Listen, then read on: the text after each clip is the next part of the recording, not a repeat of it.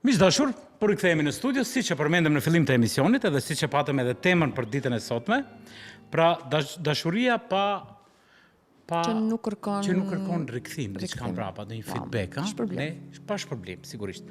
Që zakonisht është ajo dashuria e prindërve, ndaj fëmijëve, që asnjëherë nuk kërkojmë shpërblim.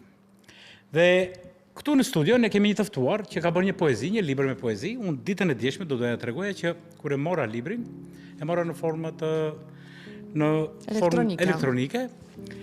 Edhe them të drejtën, jam emocionuar jashtëzakonisht shumë kur i kam lexuar, sepse e kam ditur gjatë gjithë kohës mundimin, vuajtjet, hallet e tija, se çfarë rrugë po shkon, rrugë a do të ketë kthim mbrapa, a do të ketë rezultate mira apo jo.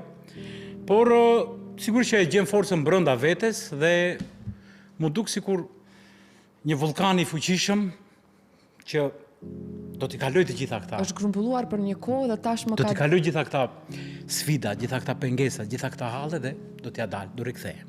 Por kjo vazhdon, ky kalvar mundimesh vazhdonte për shumë vite me radhë. Dhe kujt tjetër përveç se ose shumica e qytetarëve tanë që e din, kush tjetër që një njeri shumë i fortë, i fuqishëm, një njeri që është më i fortë se guri, konkretisht në poezi e zbulova, se është sa i fuqishëm është, të themi mirëmëngjes Valmir Azirit. Mirëmëngjesi, profesor. Valmir, mirëmëngjes dhe mirë se erdhe në emisionin e mëngjesit. Faleminderit për këtë. Ne sot emisionin e kemi bë paksa më ndryshe. Po.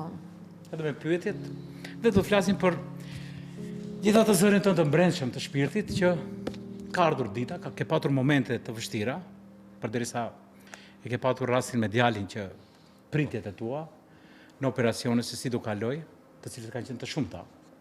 Nuk do të numëroj. 30 praktikisht. Dhe vazhdojnë. Dhe vazhdojnë. Dhe ke gjetur një forcë të çuditshme ku gjithë ato ditë pritjeje të shprehësh dhe të gjesh ato mbështetje në poezi.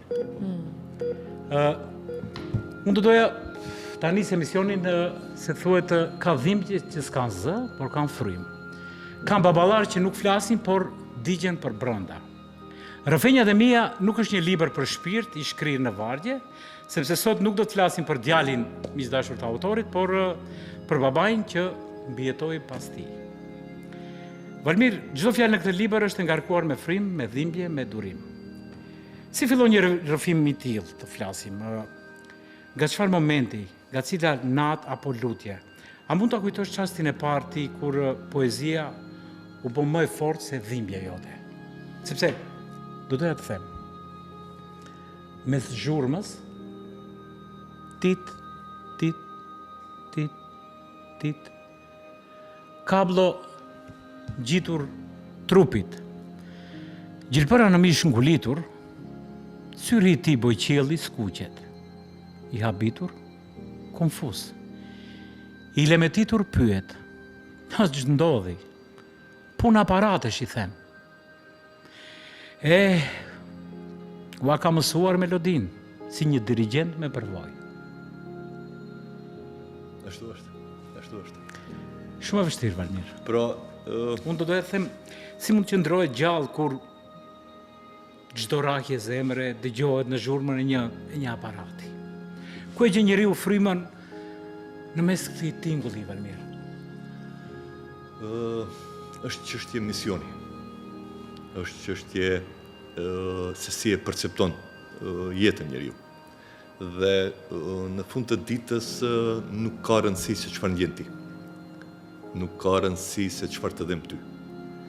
Në fund të ditës ka rëndësi ai shikimi i lidhur mes çunit dhe prindit. Nuk po them vetëm për mua. Çdo fëmijë në një forme idealizon pra prindin e vet. Krijon një figurë e cila është e shenjtë për të.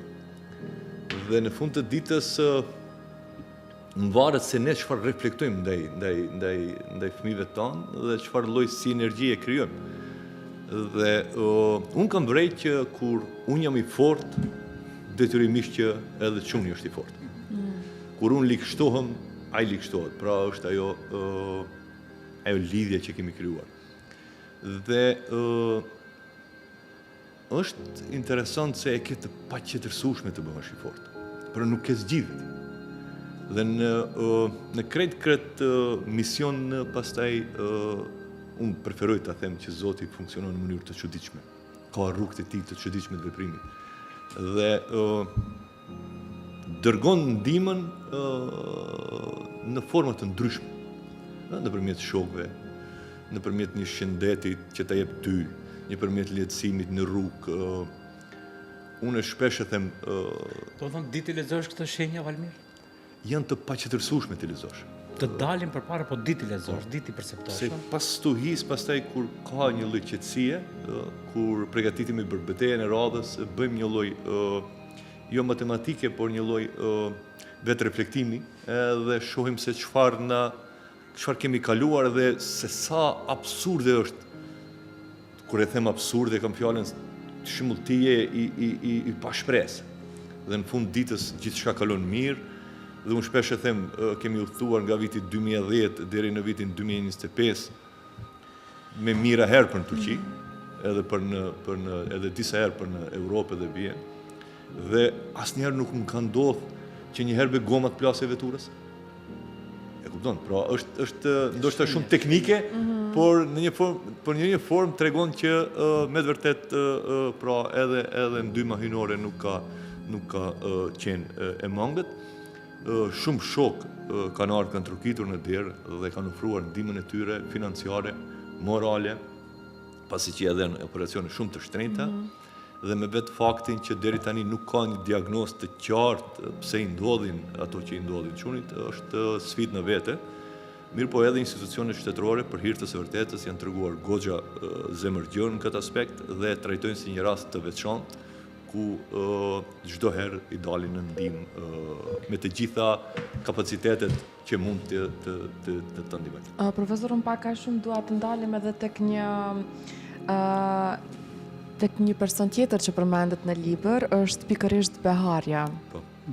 Grua, nëna, heroina që duron dhe nuk rrëzohet, gjithashtu, sepse prindërit janë me të vërtetë shtylla, themeli kryesor, edhe më pëlqej shumë atë pjesën kur e përmendet që nëse ju jeni të mërzitur edhe fëmiu mërzitet, nëse ju jeni më të fortë edhe fëmiu e gjen forcën, në këtë rast Ermali. Dua të citoj pak një fragment nga Beharja, thot: e kall cigaren me një kafe turke të njëlmosur nga lotët e saj. Nan, dhimbje kam. Nan, jam lodh. Nan, nuk po munde me lëviz. Thon, nana ndjen më shumë se baba. Atëherë, si jeton ky njeri? Më thuaj, si është Beharja në këtë rast? Mua më duket si një falënderim i heshtur për ta, Valmir. Më shumë një jo falënderim, po një ndarje dhimbjes bashkë një me rrëfim, pra rrëfim është një Po në heshtjen tënde sikur e ke gjetur. Unë jam më i ekspozuar jam. Po, jo se me që shkruan, por ti sikur i thua faleminderit me këtë që je këtu krame, që po vazhdojmë në këtë kalvar të mundimeve. Beharja shpesh e thot jemi si ato tre musketerët. Pra udhtojmë bashkë, vuajmë bashkë, kënaqemi bashkë, rritemi bashkë, edhe mirë po ajo që punon prapa perdeve, ai personalitet që punon prapa perdeve, pra, e cila na jep një shtytje kur ne ligështohemi, por edhe kur me Ermalin ndonjëherë bëhemi jo serios në procese. Pasi Ermali, duke qenë ashtu si është, i fortë, një djalë shumë i guximshëm, i cili jeton shumë jetën, ka arritur që ata mangësitë e veta shëndetësore të shndrojnë në humor. Dhe kur ne edhe tallimi ndonjëherë me procesin e ndonjë operacioni se diçka, Beharja si zakonisht na jep vrejtje, na kritikon që të bëhemi serioz se punë kështu, por është interesant se si në mënyrë paralele neve jetojmë dy jetë. Një jetë brenda spitaleve dhe një jetë tentojmë sa më normale ta kemi në jetën e përditshme dhe besoj që deri tani kemi arritur që të mbajmë një lloj ekuilibri në jetën tonë, edhe pse shumë rënd shkon. Dhe Beharja pra është ajo non, si çdo non tjetër besoj, padyshim që ka atë energjinë hyjnore që na furnizon gjithë neve me një forcë të padukshme, por ekzistenciale për të shtyr përpara pra këto procese. Shumë interesante, shumë unë dje të them të drejtën Valmiru e përjetove jashtëzakonisht shumë, edhe kisha shumë të vështirë që të ndaja rrëfimet e tua për të bërë skenar, por gjeta diçka, sepse të gjitha kanë një vuajtje të shumë, të gjitha flasin, të gjitha kanë dhimbje, klithje, edhe çdo gjë, por i zgjodha disa që u mundova thjesht hapja librin, e prekja me gisht, sepse gjitha flasin shumë. Në fatit dhe durimi flitet për përpjekjen për të kuptuar pse. Pse vuajtja ndodhi, pse pikërisht ati, pse pikërisht ty. A ndjen veten ndonjëherë i zemruar me flasim me Zotin? Larg asaj. Është Nuk është ne tregove këto tipsa se si nuk është problemi tek zemrimi, është problemi tek kur unë zemrohem. Apo është mënyra më e mirë për t'ju falendëruar Zotin? Është kur zemrohem janë kur më shfaqen në horizont pamundësitë teknike, financiare për ta vazhduar misionin. Vetëm në ato momente jam më insistues në lutjet ndaj Zotit për të hap rrugën. Përndryshe besoj që kur njeriu i bën punët e veta deri në fund, jep maksimumin, dhe tek atëherë ka të drejtë që të kërkojë nga Zoti diçka, një lehtësim. Betejën e bëj vetë, mirë po të lutem më hap rrugët, i bie. Kjo ideja, po. Dhe dhe kjo është doktrina ime që ndjek, pra e asaj, pasi që jam besimtar, besoj në Zot dhe nuk është problemi se na ka ndodhur vetëm neve. Pra janë sprovat e jetës të cilët nëse do marrim të citojmë librin e shenjtë të Kuranit, kur thot Zoti, tash kërkoj ndjes për ndoshta mos citim korrekt, por kur thot nëse thuat që keni besuar, a mendoni se do të liheni vetëm atë? Pra ju do të sprovoheni në pasurinë tuaj, në fëmijët tuaj, në shëndetin tuaj dhe në të gjitha gjërat tjera. Pra, është një lloj ke ditur këta, je i përgatitur shpirtërisht, Valmir, për çfarë do lloj detyrimisht, mirë, po ka një gjë e cila i tejkalon gjitha ata. Është mos të idealizojmë, pra. Janë momente në jetë kur njeriu ka dyshimet e vet. Edhe në poezi e kam thonë, jam plak që të shkërmoqin besimin.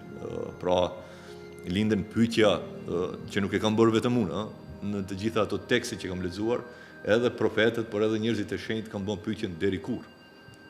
Dhe kjo është ajo të cilën unë kam ato hamendësimet, mirë po kur bisedojmë me Ermalin, që për hir të së vërtetës asnjëherë në proces nuk e kemi gënjy dhe nuk e kemi gjithkohës i keni treguar të vërtetën. Po pra, dhe Ermali i vetëdijshëm për rrugën që ka përpara në jetën e vet, kemi arritur që ta tejkalojmë bashkërisht një forme këtë betejë dhe vazhdojmë pra që të shtyjmë ditët përpara, ashtu siç na vijnë ditët. Në një sfidë të gjatë, në një sfidë mjaft të vështirë, ku vetëm prindërit që e kanë kaluar një sfidë të tillë mund ta nxjerrin ndoshta me fjalë, me poezi apo me çdo lloj mënyre që ata mund ta shprehin, unë dua të di në rrugën drejt shërimit të Ermalit, keni gjetë ndonjë shërim për veten, të cilin nuk e keni ditur që ndoshta e keni pasur të nevojshme, profesor? Sepse unë, nëse duhet të bëj një krahasim shumë të vogël, në dhimbjen time më të madhe, unë kam gjetë një pozitivitet të jashtëzakonshëm. Një gjë që më ka ndodhur, domethënë nga një dhimbje të vjen një mësim shumë i duhur për momentin. Kanë thonë, nuk ka njëri që e pranon që është kështu në kontekst pak si njëri i tharrat, si themi ne, por mua çështja e çunit egon domethënë më ka fut jo si themi për tokë, por ndë tokë. Dhe me mirësitë të cilët kemi has tek njerëzit, pra neve si familje nuk na ka ngel vend për të mbajtur një ego. Dhe kjo është ajo altruizmi i njerëzve, pra, na ka ofruar një shërim shpirtëror dhe kemi pa që atë që thash më herët, pra Zoti t'jep sprovat por nuk le vet.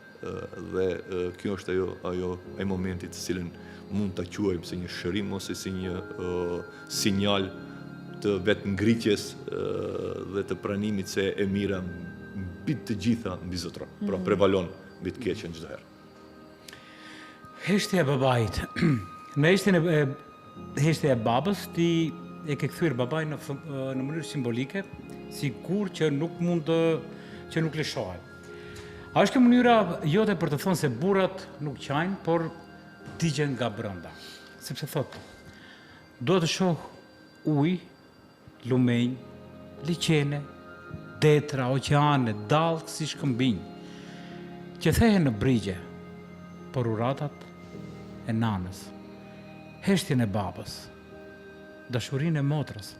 Si duket, baba e ka kuptuar, andaj hesht. E ka kuptuar se lutja plotësohet vonë. Sa e rëndë është kjo heshtje, Valmir? Është forma më e lartë e dhimbjes që s'ka më fjalë? Unë pikërisht dua vetëm ta ndërlidh që edhe ky muaj është ndërgjegjësimi i shëndetit mendor tek meshkujt dhe ne me të vërtetë e lam anë shumë këtë pjesën e shprehjes së ndjenjave, heshtjen që e mbartin sidomos meshkujt. Është një nën që i ndjek meshk. Heshtja e babës është në formë simbolike, pasi që njëherë më patë thonë baba që dhimbja jote është ndaj çunit, ndërsa dhimbja ime është e dyfishtë. Pra tha, njëherë është për ty, pastaj është edhe për çun. Që realisht kështu është. Dhe në të gjitha ato beteja që bëjmë, normal që edhe pse jam vetë prind, çdo herë shoh ka sytë e babës. Kërkoj një lloj miratimi, kërkoj një lloj motivimi. Dhe falë Zotit që i kemi dhe janë, dhe normal që nuk kemi mbetur për një përkrahje të tillë prindore, por në fund të ditës kur shprehem që lutja plotësohet vonë, është ajo që ne si zakonisht jemi të paduruar në proces, pra, në misionet që i kemi në jetë dhe si zakonisht kërkojmë që të na lehtësohet procesi që në fillim. Realisht atë që ceka më herët, pra, neve kur të bëjmë më të mirën tonë që mundemi brenda kapaciteteve tona njerëzore, atëherë vinë ndihmën e Zotit. Mirë, po si zakonisht jemi të paduruar dhe tërhiqemi, ndoshta hapin e fundit nuk e bëjmë dhe na linden ai dëshpërimi i brendshëm për një lloj mungesi hynore, se mund të shprehem. Kur jemi tek mungesi hynor, dua të ndalem tek poezia Agimi. Babë bre, mali e kodrat të rënda për tu mbajtur, dua të endem rudinave, të zhytem në lumenjt e rinis. Kur hiqet kjo errësirë, kur vjen agimi, më pa të thënë se nata është më e errët para agimit. A thua vallë, agimi është afër. Kur kemi shkruar pikërisht këtë poezi, ka qenë si një realitet apo si një ëndër, si e keni ndjej ju personalisht? Duhet ta besojmë. Janë reflektimet të bisedave që bëjmë me Ermalin. Normalisht ka momente kur bim poshtë emocionalisht dhe kemi nevojë për të rithën disa gjëra dhe për t'ja riafirmuar disa pritje të cilët ai normal si një djalë i ri, 22 vjeçar tashmë, kërkon që të jetoj jetën si gjithë tjerët. Dhe është goxha e vështirë procesi, mirë po thash Ermali e ka të qartë në kontekst të asaj se çfarë pritet prej tij të bëje.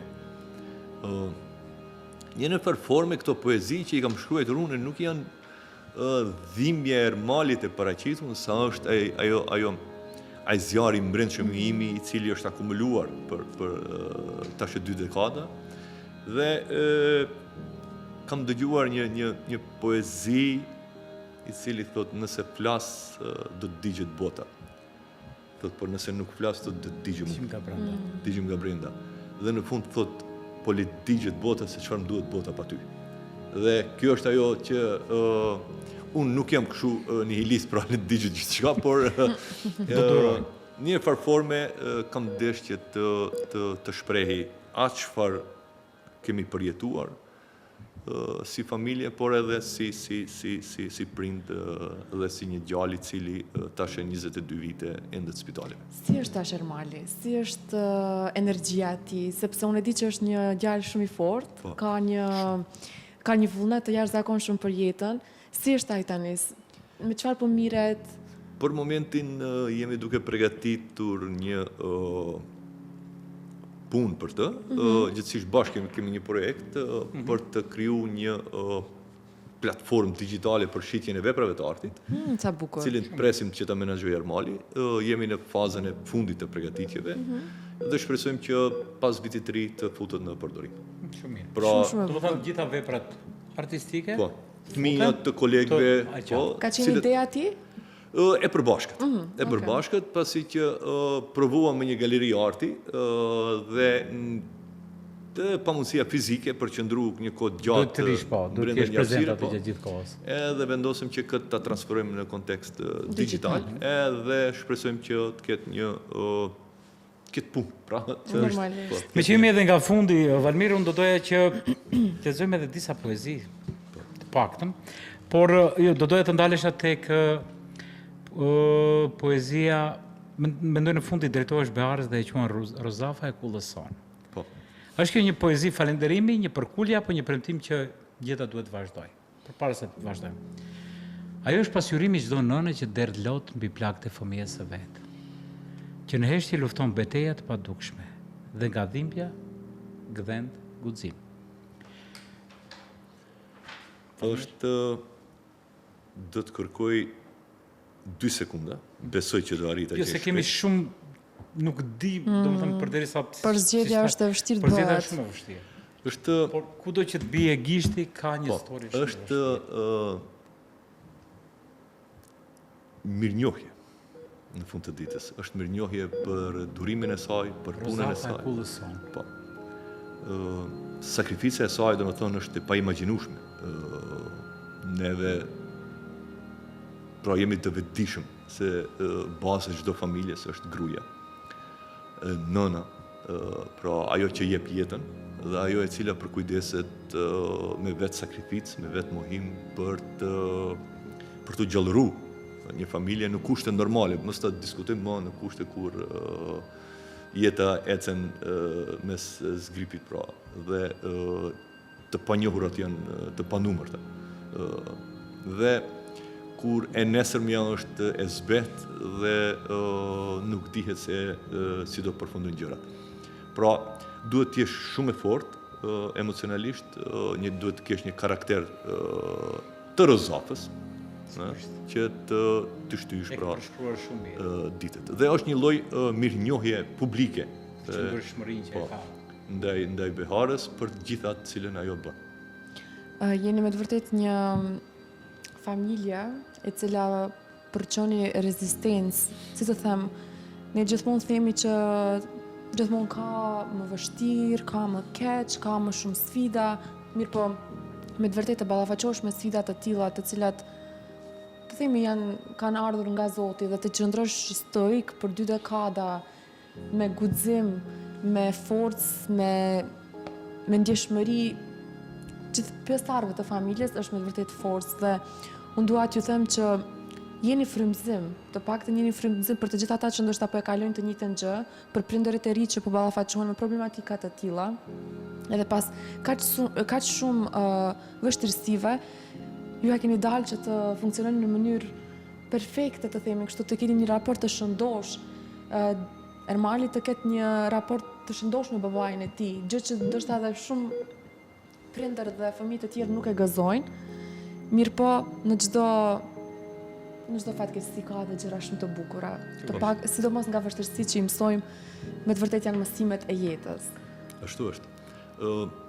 Unë dua të them që njerëzit sa herë që ballafaqohen me probleme dhe me sfida të cilat mund të duken të patekalueshme, duhet të bëjnë hapin e parë.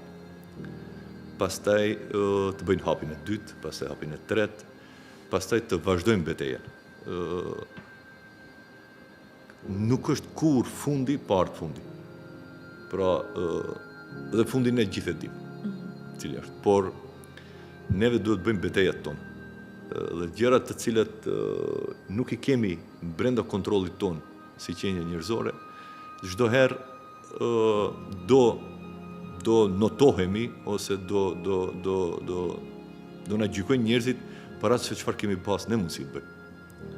Gjërat tjera ose si kemi reaguar ndaj të papritmës në jetën tonë. Gjërat tjera pastaj janë gjëra krejt sekundare, terciare, besoj. Që nuk duhet t'u japim theks të veçantë shumë. Detyrimisht, ne duhet bëjmë punën tonë, Sigurisht. të tjerët. Dhe me që jemi edhe në minutat e fundit, Valmir, unë të falenderoj shumë, por ndoshta nuk ka fjalë më të bukur se kjo. Dhimbja, kur ndahet me botën, nuk vdes, por shndrohet në dritë. Faleminderit Valmir Aziri që ndave me ne këtë dritë të dhemshur, këtë rrëfim të heshtur që flet më fort se çdo zë. Faleminderit Drita Ishte një për kënaqësi. mundësinë, për kohën, Ishte shumë faleminderit emocion. Balbon. Faleminderit shumë, profesor. Unë dua të falenderoj publikisht recenzentët e librit, nëse do më jepet mundësia, Se nuk po të mundësia të flasim Po, edhe për librin. është dua të falenderoj profesor doktor Bebi Bezgjetin, profesor doktor Metin Izetin, Dorian Koçin, mikun tim, ambasadorin Dejmi Lazi dhe krejt në fund, por jo më pak të rëndësishëm, Lulzim Azirin, të cilët për hir të së vërtetës profesor Bebi Bezgjeti dhe Lulzim Aziri kanë qenë ata shtytësit të cilët më kanë thënë që këto shkresat që i kenë në telefon detyrimisht duhet të përkthehen në letër dhe pastaj të përfundojnë si një libër. Profesor, sa poezi kemi? Janë afërsisht 80. 80. 80. 80 rrëfimet e një babai për sfidat që ka kaluar me të birin e tij. Faleminderit shumë edhe një herë, faleminderit ju që keni qëndruar. Faleminderit shumë edhe një herë. Kënaqësi që ju patëm në emision.